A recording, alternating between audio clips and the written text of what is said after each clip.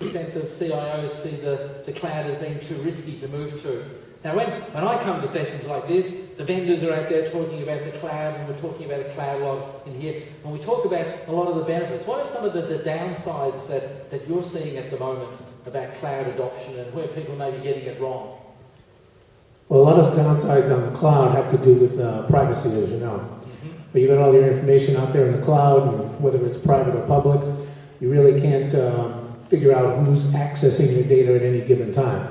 You have to depend on the trust of the vendors or the contractors that you're contracting with. And as an ancient Chinese philosopher once said, you can trust, but you also have to verify. And auditing in the cloud is going to be very, very difficult. That's one of the things that the auditing field right now is stressing over. There's a lot of talk on the internet about how do you go about effectively auditing the vendors' performance and securing your data. So it's one of the main considerations today. Yeah, so that's what I see quite a bit. And a lot of CIOs are really disillusioned. I've had enough of this. This is rubbish. No, I think this man... You guys are speaking absolute rubbish. Steve, okay, just calm them down. What seems to be the problem here, sir? You know, I'm the CIO of Megacorp, and these guys are going behind my back, going directly to my business units, stealing my customers, lying to me, not telling me the truth.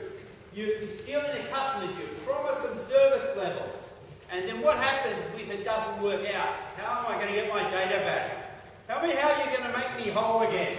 Mark, these are... We're not. Mark, these are some very serious allegations, and this poor broken CIO here is obviously distraught. So he's got concerns about data, privacy, sovereignty, moving it back in and out of the cloud.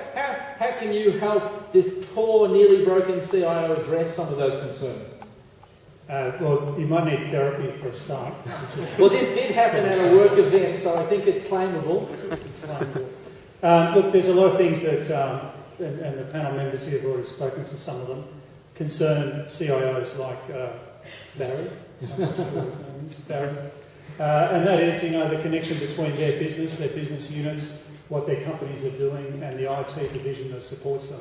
It's a very important context that he brings up, which basically says, if your service provider's in between the IT shop and the business, what's the IT shop going to do?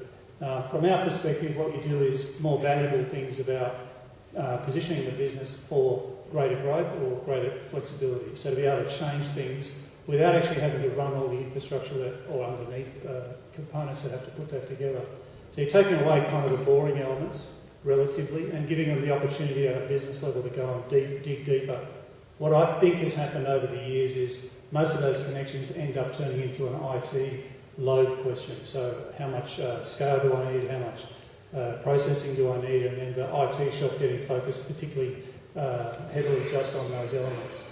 You lose track of actually directing the business toward greater efficiency or changes in business process. So I think what we'll be able to do if you actually use the cloud properly is release that energy that's inside the business, inside IT groups, for greater purpose. So looking at software and applications and how they're used, the business processes that go around those applications. From a carrier point of view, Telstra at least, we're very unlikely to be beneficial to you in that context. We're very likely to be beneficial to most companies in a capacity context. So we're not really trying to replace you, we're not really trying to remove that link between the business and the IT group. On the other hand, sorry, I forgot the second question because it was raving.